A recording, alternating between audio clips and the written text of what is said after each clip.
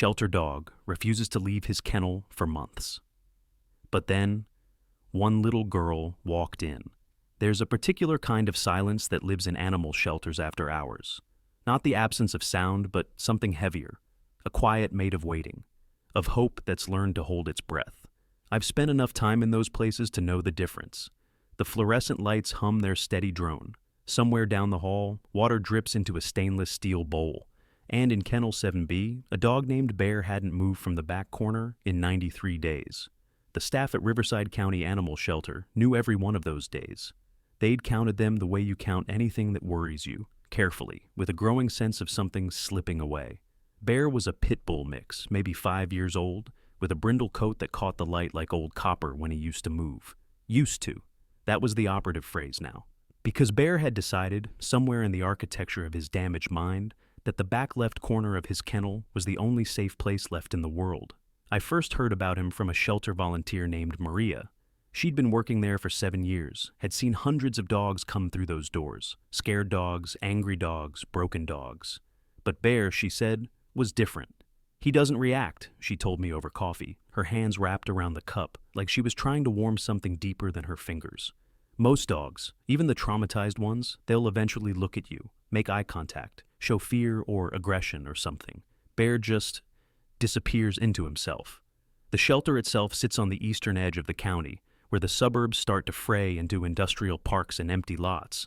It's a clean facility, well-funded compared to some, with dedicated staff who actually give a damn. But it's still a shelter, still a place where the unwanted gather, where second chances come with a timer attached. And Bear's timer had been running since the day he arrived, carried in by animal control, after his previous owner, a man with a history the police report described in careful clinical language, was arrested. When I visited for the first time, Maria walked me through the main kennel area. The usual symphony of barking rose and fell around us. Dogs pressed against chain link, tails wagging, desperate for attention. Any attention, all of them advertising themselves in the only way they knew how. Pick me, love me, take me home. All of them except Bear. Kennel 7B was at the end of the row, and you'd almost miss him if you didn't know to look. In the back corner, behind the concrete sleeping platform, a brindle shape pressed against the wall. Not sleeping, not pacing, just existing in the smallest possible way. His eyes were open, but they looked at nothing. Through nothing. The food bowl sat untouched near the kennel door. The water bowl was half empty only because Maria had learned to place it near his corner, close enough that he didn't have to leave his small universe to survive. We tried everything, Maria said, her voice carrying the particular exhaustion of people who care too much to stop trying. Different handlers, different times of day, treats, toys, moving him to a quieter kennel. Nothing. He'll eat if we put the food right there. Won't foul his space. He waits until the absolute last second, shuffles over to the drain, then goes right back to his corner. But leave the kennel, step outside, he freezes. Completely. You can't drag him, can't coax him. It's like he's made of stone. The behaviorist they brought in had a thick file and kind eyes. She'd spent an hour observing Bear, taking notes, watching the absence of movement. Learned helplessness, she'd concluded. Severe trauma response. Something in his previous environment taught him that movement, any movement, resulted in punishment. So he stopped moving. It's not defiance, it's surrender.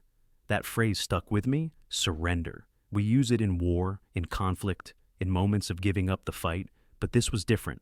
This was a surrender so complete that even the instinct to flee, to fight, to seek comfort, all the things that make a dog, had been erased. Bear had disappeared into himself so thoroughly that the world outside his corner might as well not exist. The shelter had a policy, a humane one, relatively speaking. Dogs had 90 days to be adopted or moved to rescue. After that, if behavioral issues made them unadoptable, decisions had to be made. Decisions that keep you awake at night if you're the one making them. Bear was on day 93. He'd already been granted extensions, small mercies bought by staff members who pooled their own money to cover his continued care. But there were limits. There are always limits. Maria stood at the kennel door, her hand resting against the chain link. "He's a good dog," she said, and her voice cracked just enough to hear the break. "Under all this, I know he is. You can see it sometimes, if you watch carefully. The way his ears twitch when he hears certain sounds. Voices, not loud ones. Soft voices, kids playing in the parking lot. He listens then. Just for a second, something in him remembers. The shelter director, A woman named Carol with short gray hair and the no-nonsense bearing of someone who'd made hard decisions before was more pragmatic. "We can't save them all," she told me in her office. And she wasn't being cruel, just honest. "We have limited space, limited resources, and every day he sits in that kennel is a day another dog doesn't get a chance. I've given him more time than I should have, more than I can justify. But I can't wait forever." The thing about trauma, real trauma, the kind that rewires how you see the world, is that it doesn't make sense from the outside. People ask why someone doesn't. Just leave, just change, just try. As if survival mechanisms were choices. As if fear that deep had an off switch. Bear wasn't choosing to sit in that corner. He was trapped there, in a prison built of memories and pain that no one else could see. I spent hours at that shelter over the next week, watching, waiting, trying to understand the mathematics of one dog's suffering against the practical realities of limited resources. The other dogs would approach their kennel doors when I passed, hopeful. Bear never moved, never tracked my movements, never acknowledged that the world outside his corner existed at all. On day 97, a Saturday morning when the shelter was busy with weekend visitors, the sound of children echoed through the kennel area. Families looking for pets, kids excited by the possibility of a new friend. Most of the dogs went into overdrive, barking, jumping, performing. Bear, predictably, didn't move. But Maria was right. His ears shifted, just slightly, tracking sounds he couldn't see. The family that came to Kennel 7B wasn't looking for Bear specifically. They were doing what weekend visitors do, walking the row, looking at options, trying to find the right fit. A mother, a father, and a daughter who might have been 7 or 8 years old. Small for her age, with dark hair pulled back in a ponytail, and the kind of bright, curious eyes that notice everything. I was standing near the volunteer desk when I heard the girl's voice, high and clear. "Mommy, there's one back there, in the corner. Is he sleeping?" The mother's response was gentle, cautious. "Honey, that dog's been here a long time. He might not be good with children." But the girl had already pressed her face to the chain link, peering into the shadows where Bear existed. "He looks sad," she said. Simple, direct, the way children describe the world before they learn to complicate it. Maria appeared as she always did when someone showed interest in Bear, ready to explain, to manage expectations, to prevent disappointment. "That's Bear," she said. "He's had a hard time. He doesn't really interact with people yet." "What happened to him?" the girl asked, still looking into the kennel. Maria crouched down to the girl's level. "We don't know everything, but someone wasn't very kind to him before, so now he's scared. Even when people want to help him, he can't quite believe it yet." The girl processed this information with the seriousness of someone much older. She stood there, silent, just watching the brindle shape in the corner, not calling to him, not trying to get him to move, just witnessing. And here's the thing that no one expected, the thing that Maria would later describe with wonder in her voice. Bear's head turned. Just a fraction. Just enough to bring one dark eye into view, looking back at the girl. It was the first time in 97 days that Bear had acknowledged another living being. The moment stretched out. The mother and father had moved on, looking at other kennels, but the girl stayed. "Hi, Bear," she said quietly. Not baby talk, not the high-pitched excitement. And then she left, trailing after her parents, leaving behind a silence that felt different than before. Less like waiting, more like possibility. Maria unlocked the kennel door. She'd learned to do this carefully, moving slow, giving Bear time to adjust to the intrusion. She placed fresh food and water in their designated spots, speaking softly. "That was something, buddy. That was really something." Bear's eye tracked her movement, just watching. But the quality of the watching had changed. There was engagement there, faint, fragile, but present. True to her word, Emma returned the next day. Sunday morning, early, before the shelter got busy. Her mother came with her, looking skeptical, but willing. Maria met them at the front desk. "He's awake," she said. "Same spot, but he's awake." They walked to Kennel 7B together. Emma settled into the same position, cross-legged on the floor, facing the kennel. "Hi, Bear," she said. "I came back." And this time, Bear's head was already turned toward the door when they arrived, already waiting. Emma pulled a book from her backpack. "I thought maybe I could read to you. I'm not very good yet. I'm in 2nd grade, but my teacher says practice is important, so maybe I can practice, and you can listen, if you want." She opened the book, something about a bear coincidentally, though not one living in a concrete kennel. She read slowly, stumbling over words, sounding things out. Her mother sat on a bench nearby, watching with the cautious hope of someone who'd learned not to expect too much from the world, but couldn't quite stop trying. Bear listened, his ears forward now, clearly tracking Emma's voice. And when she paused to puzzle out a difficult word, his tail moved again. That same small twitch. Maria stood back, documenting everything in her mind. The shelter director needed evidence, needed something concrete to justify extending Bear's stay even further. But how do you document hope? How do you put on a form the way a broken dog begins to remember what connection feels like? This became their routine. Every day for the next week, Emma came after school, sometimes for 20 minutes, sometimes for an hour, depending on her family's schedule. She'd sit, she'd read, she'd talk. About her day, about her other dog, about the tree in her backyard where birds built nests. Simple things, human things, the kind of casual intimacy that says, I'm here and that's enough. And Bear changed, slowly. So slowly that you'd miss it if you weren't watching carefully.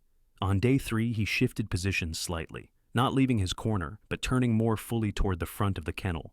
On day 5, when Emma arrived, his tail wagged. Actually, wagged just once, but it counted. Maria started joining the sessions, sitting near Emma, adding her own quiet presence. She'd bring small pieces of hot dog, placing them between the chain link. At first, Bear ignored them. But on day 6, after Emma had been reading for 10 minutes, Bear stood up. Actually stood. Took 3 careful steps toward the front of the kennel. The hot dog sat there, neutral, non-threatening. Bear sniffed the air, processing. Then, with the caution of someone who'd learned that good things often came with consequences, he took the treat. Emma looked up from her book, her eyes bright. Good boy, Bear. Soft, proud. No big celebration that might spook him. Just acknowledgement. The next step happened on day 9. Emma asked Maria if she could try something. Can you open the door? Just a little? I won't go in. I just want to see if he'll come closer. Maria hesitated. Protocol said no. Protocol said you didn't open kennels with unpredictable dogs and children present. But protocol hadn't accounted for whatever this was. This strange alchemy of patience and innocence and connection. She looked at Emma's mother, who'd been watching the entire transformation. The mother nodded, just once. Maria unlocked the kennel and opened the door 6 inches. Emma sat very still, book in her lap. Hi, Bear. The door's open if you want to come say hi, but you don't have to. I'm happy here either way. Bear stood in his corner, every muscle tense. The open door meant freedom, meant possibility, meant danger. Everything in his traumatized brain screamed, trap. He'd learned that the world outside his corner only brought pain. Why would this be different? But Emma was still there, still calm, still reading. And something in Bear, some small, stubborn part of him that remembered being a dog, remembered trust, remembered love, wanted to believe, wanted to find out if maybe, just maybe, the world had changed, or maybe if he had.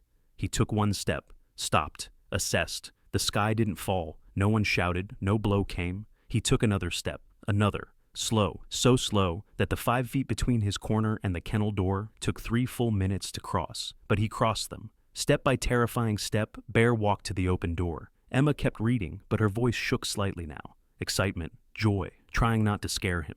Bear's nose appeared at the opening. He sniffed Emma's sneakers, her jeans, the book. Then, in a movement that would later make Maria cry in her car, Bear licked Emma's hand. Just once, quick, testing. Emma's smile could have lit the whole shelter. Hi, Bear, she whispered. Hi. The transformation didn't happen overnight. That's not how healing works, not for dogs or people. But Emma kept coming, and Bear kept trying. Over the next 2 weeks, he began spending time in the front half of his kennel when she visited, started taking treats from her hand, started, slowly, to venture out of the kennel entirely when they took him to the outdoor area, though only if Emma walked with him, only if her steady presence reminded him that the world could be safe. The shelter director watched all of this with the complicated expression of someone seeing something they want to believe in but can't quite trust yet. He's made progress, Carol admitted to Maria. Real progress, but he's still not adoptable, not by normal standards. He needs intensive specialized care, someone patient, someone who understands trauma. Someone like Emma's family, Maria said. Carol looked at her for a long moment. You really think they'd take him? I think we should ask. The conversation happened on a Thursday evening. Emma's mother, whose name was Rachel, sat in Carol's office while Emma and Bear sat together in the outdoor area, visible through the window.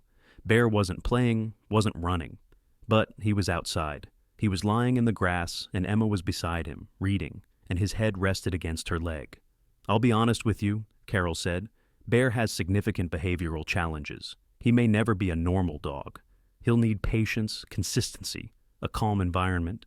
There will be setbacks. He might never be comfortable with strangers, with men especially. This is a commitment that looks different from most adoptions." Rachel watched her daughter through the window. Emma's been different since she met Bear, more thoughtful, more aware of others. She asked questions about why people hurt animals, about why someone would be cruel, hard questions, important questions. She turned to Carol. "We have a good home, quiet neighborhood, fenced yard. My husband works from home, so someone's always there.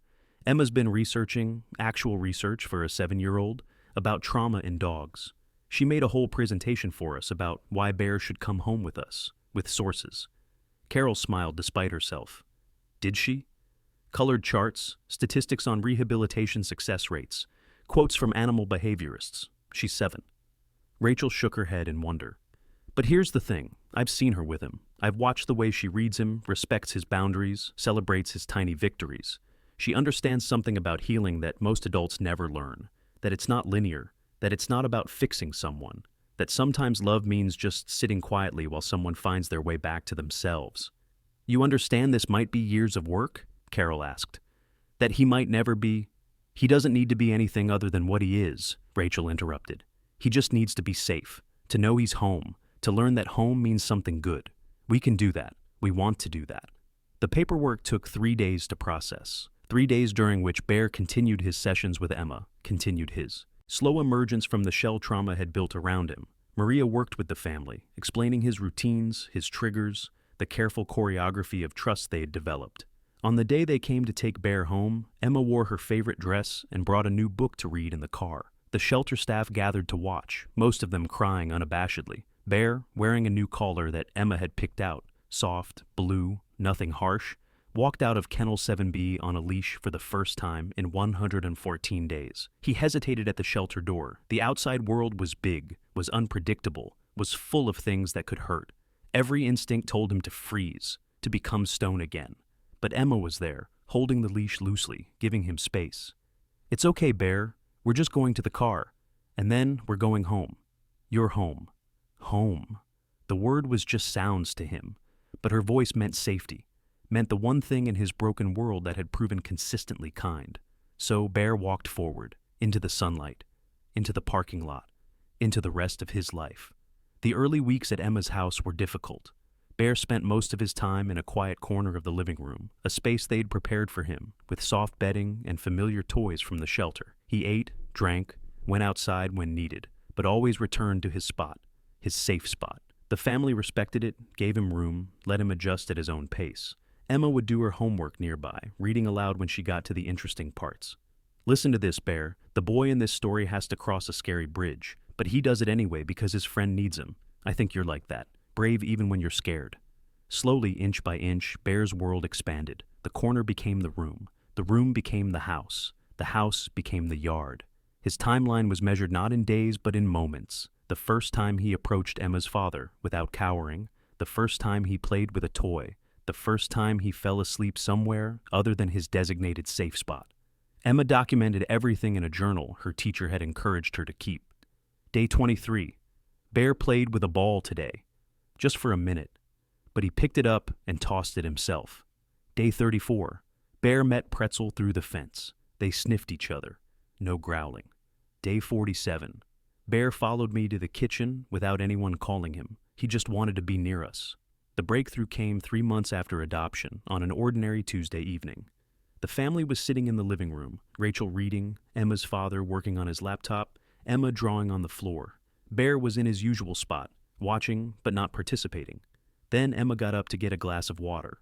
She didn't call to Bear, didn't gesture, just stood and walked to the kitchen, and Bear got up and followed her. It sounds simple, a dog following a child to another room. But for Bear, this was everything. This was choosing, connection over safety. This was believing finally that the world beyond his corner held more than pain. This was trust. Emma knelt down and hugged him, and for the first time, Bear didn't stiffen. He leaned into her, his tail wagging steadily. "I'm so proud of you," she whispered. "I'm so proud." I visited them 6 months after adoption. Bear greeted me at the door, cautious but present, no longer hiding. Emma showed me her journal, now 3 notebooks deep, chronicling every step of Bear's journey.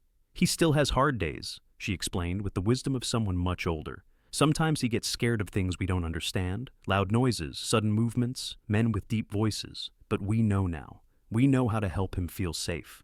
We sat in the backyard, watching Bear explore the grass, sniff the fence line, exist in the world like a normal dog. Except he wasn't normal, would never be normal. His past was written in his body, in his careful movements, in the way he always knew where Emma was. But he was healing, which is different from healed, but no less valuable. "I learned something from Bear," Emma told me, serious and thoughtful. "I learned that helping someone isn't about making them better fast. It's about being there while they figure out how to be better themselves.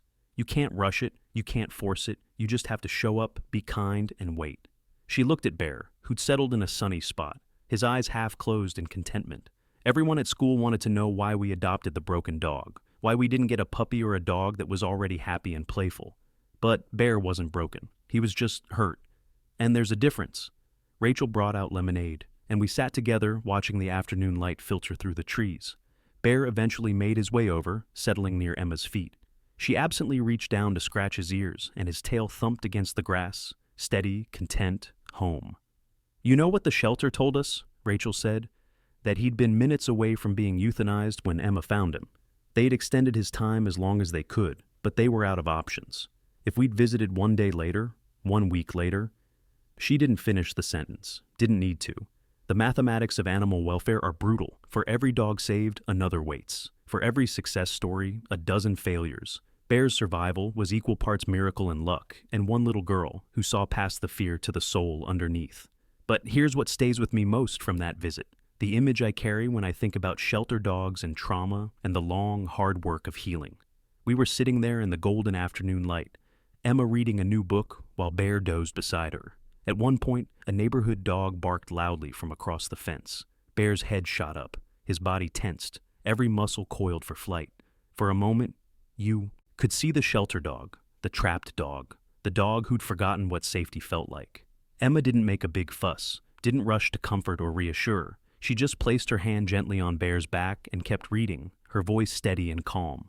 And after a moment, Bear relaxed, remembered where he was, remembered that here, with her, loud noises were just loud noises, not preludes to pain, just sounds in a world that had proven, day after day, that it could be kind. The animal welfare world talks a lot about metrics, adoption rates, return rates, success percentages. They measure what they can measure because it helps justify resources, helps make decisions in a system perpetually short on time and money.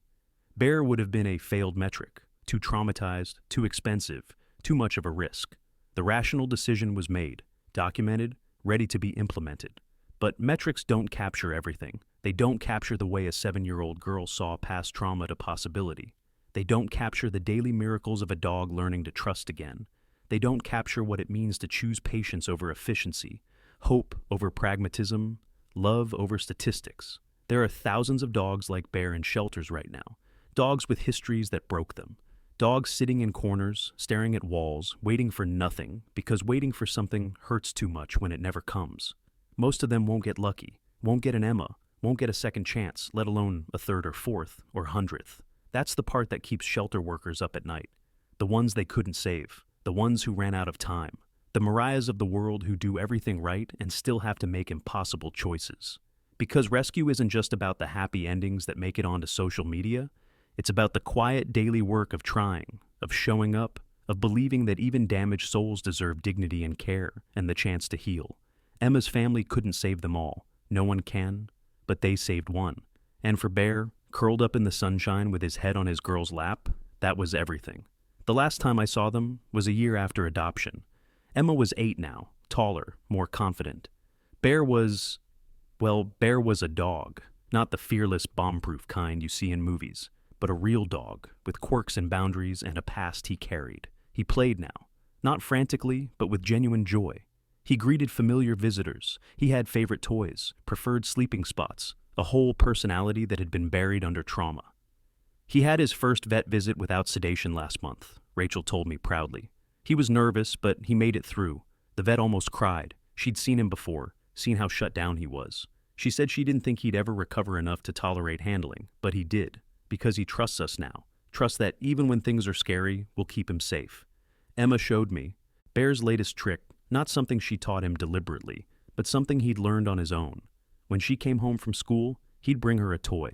Just one, chosen carefully, offered like a gift. His way of saying, "Welcome home, I'm glad you're here, thank you for being my person."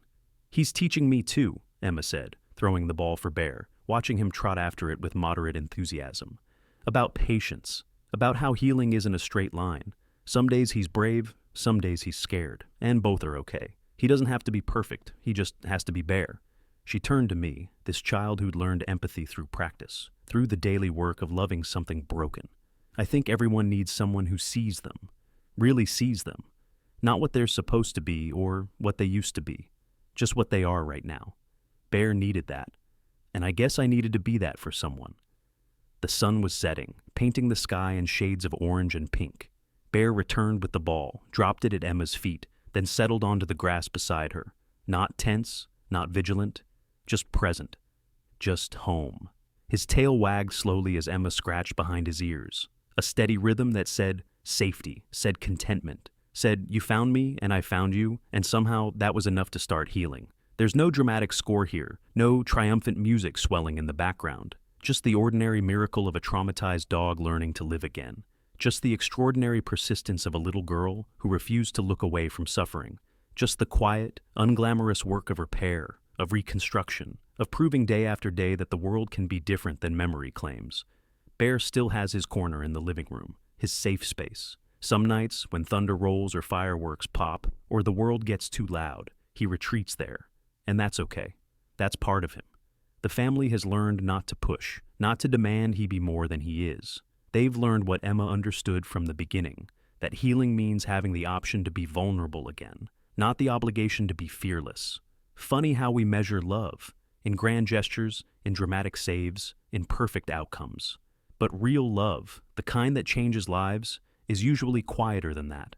It's showing up, reading a book to a dog who won't look at you, sitting on a concrete floor day after day, respecting boundaries, celebrating small victories, believing in the possibility of change even when every rational voice says it's not worth the effort. Emma taught me that.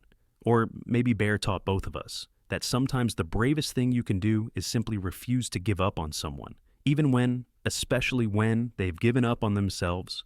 There are still dogs in kennels, pressed into corners, waiting for their Emma, waiting for someone to see past the damage to the soul still flickering underneath.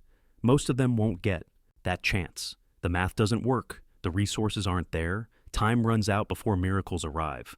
That's the hard truth of rescue work, the weight that good people carry.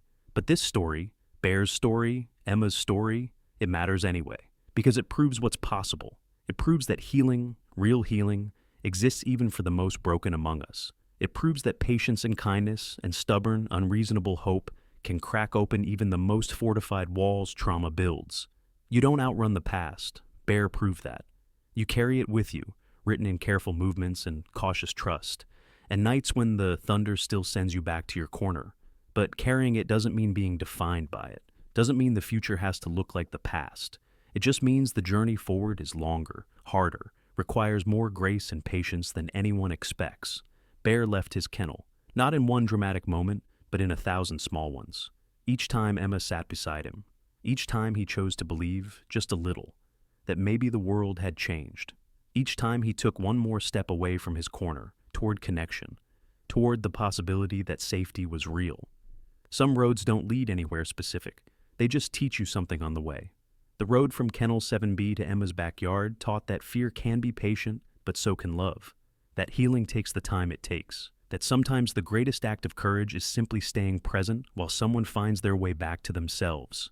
And if you're ever at a shelter, walking the rows of kennels, looking at the eager faces pressed against chain link, remember to look for the ones in the corners too.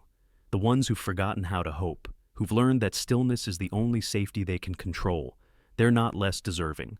They're just more damaged. And sometimes, if you're willing to sit long enough, to wait long enough, To believe long enough, they remember. They remember what it means to be seen, to be valued, to be loved. Bear remembered, because one little girl walked into a shelter and saw him, really saw him, and decided that was enough reason to try.